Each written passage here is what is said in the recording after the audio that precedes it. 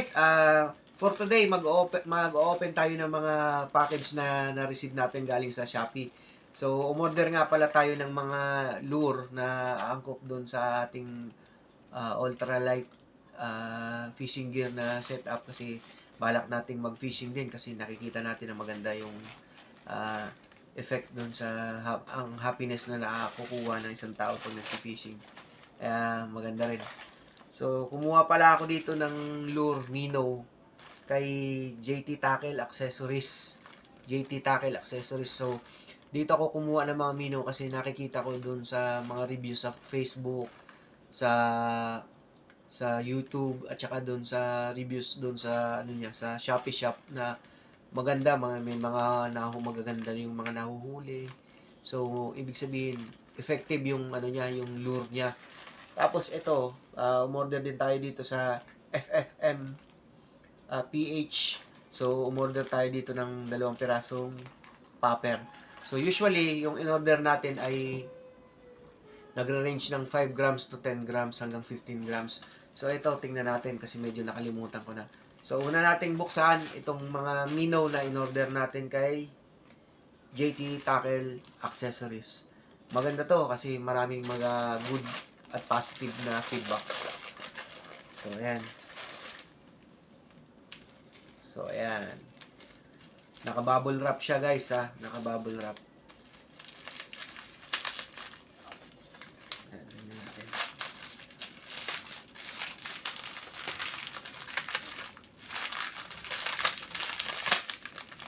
So, ayan ang in-order ko. Bali, 6 pieces to. Ayan. Makulay. So, bali 6 pieces to.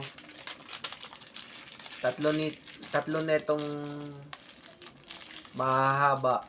Ayan. Tatlo yan. Siguro mga nasa ano to? Nasa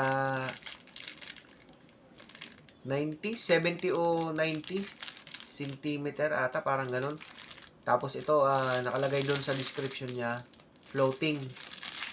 Ayan. Mga floating minnows. So, itong 3 pirasong to, ayan, ito yung mga mabibenta sa kanya.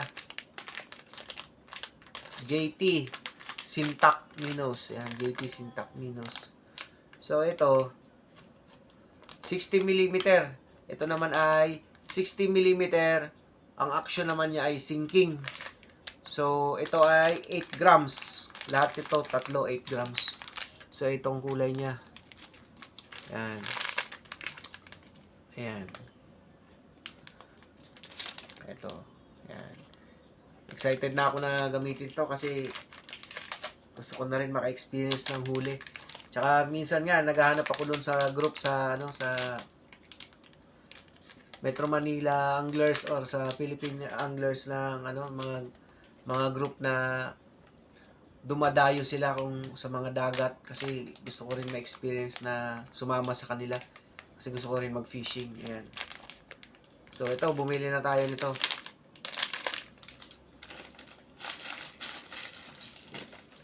So ayan, in-order natin. Bali, 6 na piraso sa shop ng JT Tackle Accessories. Ayan, subukan natin to. Hopefully sa soon as possible. So, ito naman yung mga popper na in-order natin. Ayan. Ito, medyo maganda guys yung lalagyan. Nakabox pa talaga. Parang ano pa to, galing pa to sa China. So, ito,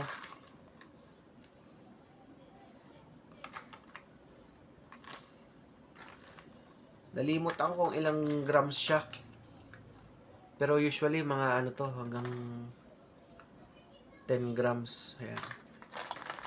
Ayan, ayan ang mga popper natin. Popper lure. So, ayan. So, subukan natin buksan. Unahin natin tong sa Sintak. JT Sintak. So, ito yung sample niya.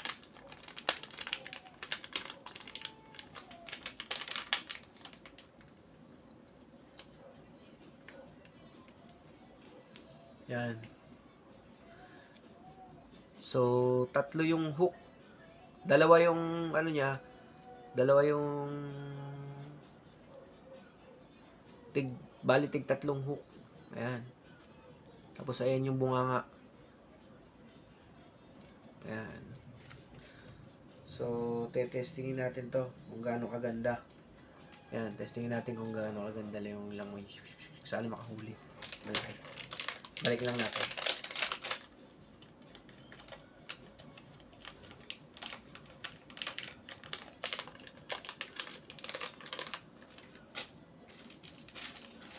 Tapos subukan naman natin tong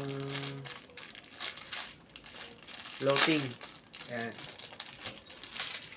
So, ayan. Tigdalawang tatlong hook na nakakabit.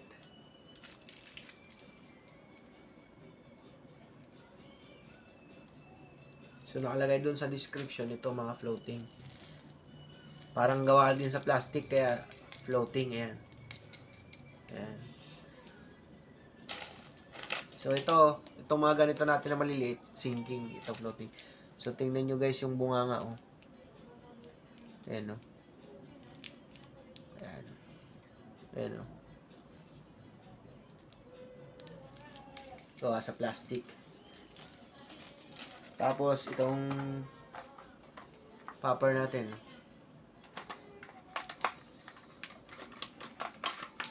Ito natin.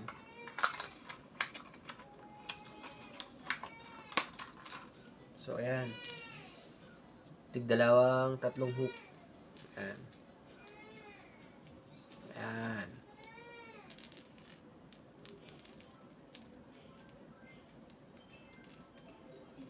So, ayan guys. Ito yung mga na-order natin sa Shopee.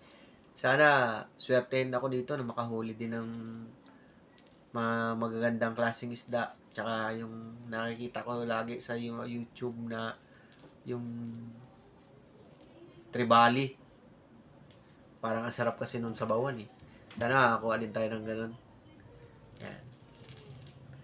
So, yun lang guys. Maraming salamat sa panonood. Sana makahuli tayo ng maganda at marami. Good luck sa fishing.